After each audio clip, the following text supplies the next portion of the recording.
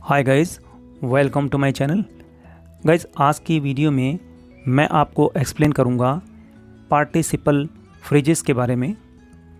जब भी हम पार्टिसिपल फ्रेजेस से सेंटेंस बनाते हैं तो हिंदी वाक्यों की इसकी जो भी आइडेंटिफिकेशन है, जो भी पहचान है, वो है कर या करके। ये कितने प्रकार के होते हैं, इनकी सेंटेंस स्ट्रक्चर क्या है, ये कितने हमारे लिए इम्पोर्टेंट है, तो चलिए आज की वीडियो में यही शुरू करते हैं। आज का टॉपिक है पार्टिसिपल फ्रेजेस। गाइस, अगर आपको फ्रेजेस के बारे में मालूम नहीं है कि फ्रेजेस क्या होता है, तो आप मेरे चैनल पर ये फ्रेजेस की जो वीडियो है वो देख सकते हैं। मैंने इसे ऑलरेडी अपलोड किया हुआ है। वैसे मैं बता दूं कि फ्रेजेस एक वाक्य का समूह होता है जिसका अर्थ अधूरा होता है। Form of participles. तो गाइस, सबसे पहला जो पार्टिसिपल फ्रेज है वो है प्रेजेंट पार्टिसिपल, और इसका जो रूप होता है वो है बेस वर्ब प्लस आईएनजी, यानी कि फर्स्ट वर्ब के साथ आईएनजी लगता है, तो यही फॉर्म कहलाती है प्रेजेंट पार्टिसिपल। अब मैं आपको दिखाने वाला हूँ प्रेजेंट पार्टिसिपल से बनने वाले कुछ प्रेजेंट पार्टिसिपल फ्रेजेस। ये प्रेजेंट पार्टिसिपल से बनने वाले कुछ फ्रेजेस हैं, और फ्रेज का मीन्स होता है वाक्यांश, यानी कि ए ग्रुप ऑफ वर्ड्स, शब्दों का समूह है जिनका अधूरा मीन्स होता है, जो कि सेंटेंस में लगकर ही पूरा मीन्स देते हैं। तो राइटिंग के लेटर का मीन्स होता है एक पत्र लिखकर। सिंगिंग अ सॉन्ग का मीन्स होता है एक गाना गाकर। मेकिंग अ टॉय का मीन्स होता है एक खिलौना बनाकर। तो इस तरह से इन्हीं से पहचान बनती है कर या करके। अब मैं बताने वाला हूँ कि प्रेजेंट पार्टिसिपल के जो फ्रेजेस होते हैं उनको सेंटेंस में कहाँ कहाँ लिखा जा सकता है। तो पहला तरीका है कि इसको आरंभ में लिख सकते हैं, बिगनिंग में, जब ये सब्जेक्ट से रिलेटेड होता है, और ये मध्य में भी आता है, और सेंटेंस में ऑब्जेक्ट के बाद अंत में भी आता है। तो ये इसका स्थान है, और ये सब क्लियर होने वाला है एग्जाम्पल के थ्रू। गाइज, ऐसे सेंटेंस जिनमें प्रेजेंट पार्टिसिपल फ्रेजेस या परफेक्ट पार्टिसिपल फ्रेजेस का प्रयोग होता है, तो उनका जब हम हिंदी अनुवाद करते हैं तो हिंदी में कर या करके जो पहचान है वो आती है, जिससे हमें ये आइडिया हो जाता है कि ये सेंटेंस जो है ये पार्टिसिपल फ्रेजेस के बने हुए हैं। चलिए अब प्रेजेंट पार्टिसिपल फ्रेजेस के कुछ एग्जाम्पल देख लेते हैं, जिससे आपका ये कॉन्सेप्ट क्लियर होने वाला है। यहाँ पर रेड कलर से लिखा हुआ जो फ्रेज है वो सेंटेंस से पहले आया है, क्योंकि इस फ्रेज का जो संबंध है वो आई से है, और आई जो है इस सेंटेंस का सब्जेक्ट है। तो hearing the noise I woke up, शोर सुनकर मैं जाग गया। तो यहाँ आप देख सकते हैं कि सुनकर, ये जो हिंट है ये फ्रेजेस से ही आया है, जो प्रेजेंट पार्टिसिपल फ्रेज है। चलिए नेक्स्ट एग्जांपल देख लेते हैं। नेक्स्ट एग्जांपल है coming into the room I found my books in disorder. कमरे में आकर मैंने अपनी पुस्तकों को अस्त व्यस्त पाया। तो गाइस, सबसे पहले प्रेजेंट पार्टिसिपल फ्रेज है, और फ्रेज के कंप्लीट होते ही कॉमा से उसको अलग कर दिया जाता है। उसके बाद है सेंटेंस का सब्जेक्ट आई। जब भी फ्रेज स्टार्टिंग में आता है तो उसका संबंध सेंटेंस के सब्जेक्ट से होता है, सेंटेंस के कर्ता से होता है, तभी उसको आरंभ में लिखा जाता है। तो इस तरह से आप देख सकते हो कि इसमें आकर यानी कर भी आइडेंटिफिकेशन आया है।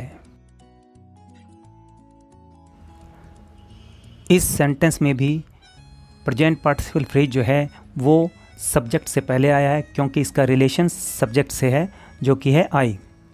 Coming on the stage I begin to sing. मंच पर आकर मैं गाने लगा। मंच पर आकर मैं गाने लगा। चलिए नेक्स्ट एग्जांपल देख लेते हैं। गाइस, जब भी प्रेजेंट पार्टिसिपल फ्रेजेस को ऑब्जेक्ट के बाद रखा जाता है तो उसका हिंदी में हिंट आता है हुआ, हुए, हुई। तो देखिए यहाँ पर जो एग्जांपल है, आई सा a stranger going into the room. मैंने एक अजनबी को कमरे में जाते हुए देखा। तो देखिए यहाँ पर कर या करके कोई हिंट नहीं है। जब भी सेंटेंस के ऑब्जेक्ट के बाद फ्रेज आता है तो उसका हिंट आता है हुआ, हुए, हुई। एक बार फिर से बोल देता हूँ मैं, मैंने एक अजनबी को कमरे में जाते हुए, देखिए जाते हुए देखा। चलिए नेक्स्ट एग्जाम्पल की ओर। She found a purse lying on the ground. उसे ज़मीन पर पड़ा हुआ एक बटुआ मिला। तो देखिए सबसे पहले सेंटेंस लिखा गया है, शी फाउंड ए पर्स, और फाउंड का ऑब्जेक्ट है अ पर्स, और अ पर्स के बाद आया है लाइंग ऑन द ग्राउंड, जो कि प्रेजेंट पार्टिसिपल फ्रेज है। तो जब भी फ्रेज ऑब्जेक्ट के बाद आता है तो हिंदी हिंट आता है हुआ, हुए, हुई। चलते हैं नेक्स्ट एग्जाम्पल की तरफ। नेक्स्ट एग्जाम्पल है, I heard a sound coming from the room. मैंने कमरे से आती हुई एक आवाज़ सुनी। देखिए हुई, ये हिंट आ गया है, मैंने कमरे से आती हुई एक आवाज़ सुनी। तो आई हर्ड, हर्ड वर्ब है और वर्ब का ऑब्जेक्ट अ साउंड, और उसके बाद present participle phrase coming from the room. चलते हैं नेक्स्ट एग्जाम्पल की ओर। एक बार फिर से बता दूं कि पार्टिसिपल फ्रेजेस दो टाइप के होते हैं।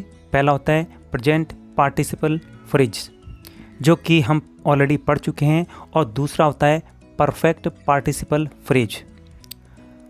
तो जब भी परफेक्ट पार्टिसिपल फ्रेज सेंटेंस में आता है तो हिंदी हिंट आता है कर या करके, और कभी कभार कर या करके हिंट नहीं आता परफेक्ट पार्टिसिपल फ्रेजेस में। ये मैं आपको ऑलरेडी बता दूं कि परफेक्ट पार्टिसिपल फ्रेजेस में कर करके हिंट आता भी है और कई बार नहीं भी आता है। ये आपको सब क्लियर होने वाला है एग्जाम्पल के थ्रू।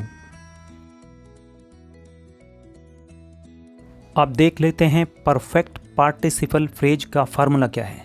सबसे पहले आता है हैविंग, उसके बाद वर्ब की थर्ड फॉर्म जिसे पास्ट पार्टिसिपल कहा जाता है, और उसके बाद आता है ऑब्जेक्ट। इसका प्रयोग किसी दूसरे कार्य के आरंभ होने से पहले ही समाप्त हो गया हो उसके लिए किया जाता है। अब है परफेक्ट पार्टिसिपल फ्रेज के एग्जाम्पल। फर्स्ट है having written a letter, I went to post it. पत्र लिखकर मैं उसे पोस्ट करने गया। यानी पहला काम था पत्र लिखने का, तो ये तो समाप्त हो गया, और दूसरा काम जो है वो I went to post it, इसके होने से ही पहले पहला काम जो है समाप्त हो गया। गाइज मैं बता दूं कि परफेक्ट पार्टिसिपल फ्रेज जो हैं वो आरंभ में ही लिखे जाते हैं, इसको हम लास्ट में नहीं लिख सकते। तो एग्जाम्पल है having missed the train we decided to travel by bus. गाड़ी छूट जाने के बाद हमने बस से यात्रा करने का इरादा कर लिया। अब देखिए इसमें हैविंग मिस्ड द ट्रेन, यहाँ पर कोई हिंदी हिंट नहीं आ रहा है जैसे कि कर या करके। तो यहाँ पे इसका जो हिंट है वो है गाड़ी छूट जाने के बाद, यानी छूट जाने के बाद, क्योंकि एक काम जो है ये पूरा हो गया है, जबकि दूसरा काम जो है वो शुरू भी नहीं हुआ। नेक्स्ट एग्जाम्पल है having brushed my teeth I went to have a bath. दांतों पर ब्रश करके मैं स्नान करने गया। गाइस यहाँ पर हिंट आया है करके। तो मैंने कहा था कि परफेक्ट पार्टिसिपल फ्रेजेस में कभी हिंट आएगा कर या करके, कभी नहीं आएगा। तो आई थिंक आपको आज का फार्मूला समझ में आया है। तो आज के लिए थैंक्स फॉर वॉचिंग।